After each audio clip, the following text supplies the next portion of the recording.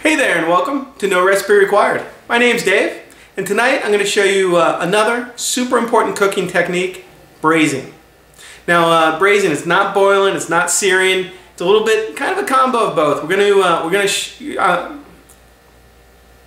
there and welcome to No Recipe Required.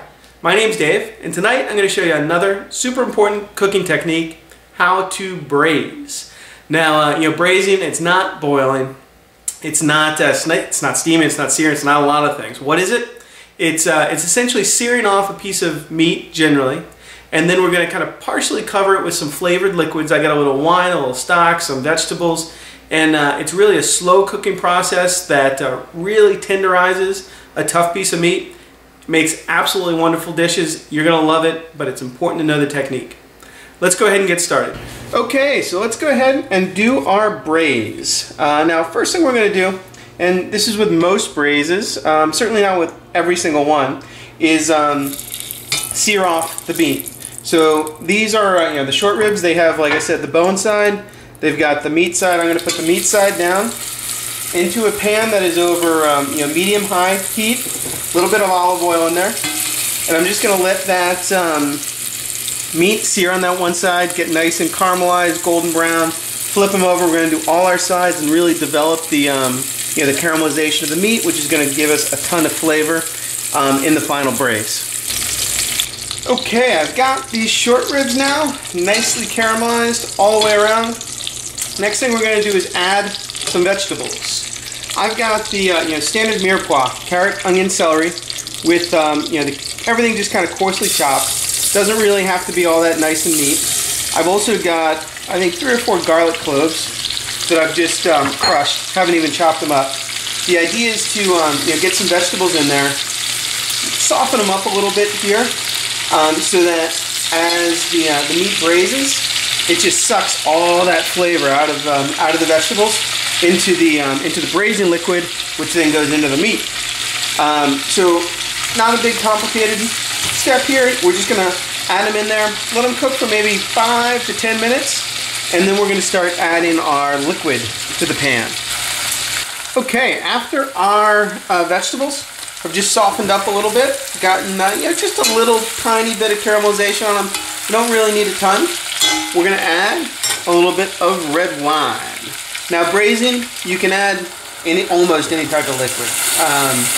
Here we're using red wine, because we're using obviously short ribs, and red wine, red meat just goes super well together.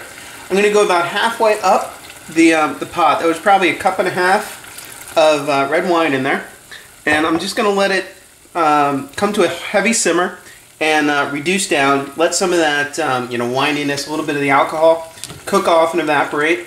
Then we're going to come back and add chicken stock to the liquid as well. And those two are essentially going to be our main liquids for our braise. So again, let this go. Going to let it reduce a little bit. We'll come back in a few minutes. After giving our wine a chance to reduce down, I'm going to supplement my liquid with a little bit of chicken stock, probably about an equal amount. And notice I've got most of the meat covered, but not quite all of it, which is generally pretty standard with a braise.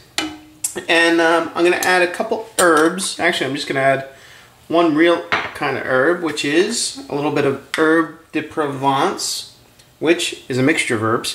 You can obviously use whatever you want. This is a nice little mix, so it's easy to do.